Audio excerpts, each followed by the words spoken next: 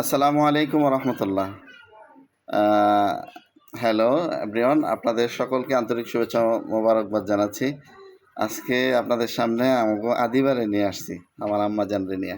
আম্মা জান, এটা সালাম দাও তো সবাই রে।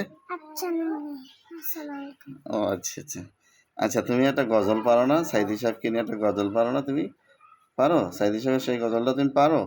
কি জন্য একটু বলো তো, তুমি গজলটা বলো। ভালো করে বলো। হয় নাই, পুরোটা বলো। আল্লামা সাইদি তুমি মরনি, শহীদ হয়েছে তুমি তাই জানি। আল্লামা সাইদি তুমি মরনি, শহীদ হয়েছ তুমি এটাই জানি। মাশাআল্লাহ, খুব সুন্দর কথা।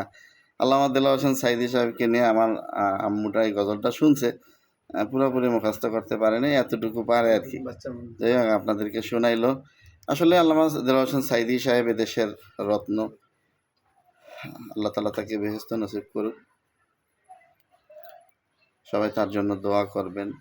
আসলে হক্কানি ওলামায়ে কেরাম যারা এই পৃথিবী থেকে বিদায় নিয়ে চলে গেছে, আল্লাহ তাআলা যেন সকলকে জান্নাতের সুউচ্চ মাকাম দান করে এবং তাদেরকে আমাদের প্রেরণা বানিয়ে তাদেরকে আমাদের আদর্শ বানিয়ে আমরাও যেন একজন আদর্শবান মানুষ হতে পারি।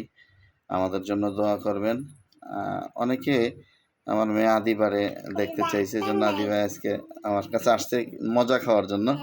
সেই জন্য চিন্তা করলাম আদিবারে দিয়েই একটা ভিডিও বানায় আপনাদের সামনে দিয়ে দিই। অনেকে চাইতে চাইছেন আদিবারে, এই জন্য আদিবারে আপনাদের সামনে নিয়ে আসলাম আর কি।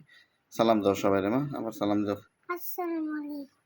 ঠিক আছে, আল্লাহ হাফেজ, ভালো থাকবেন সবাই।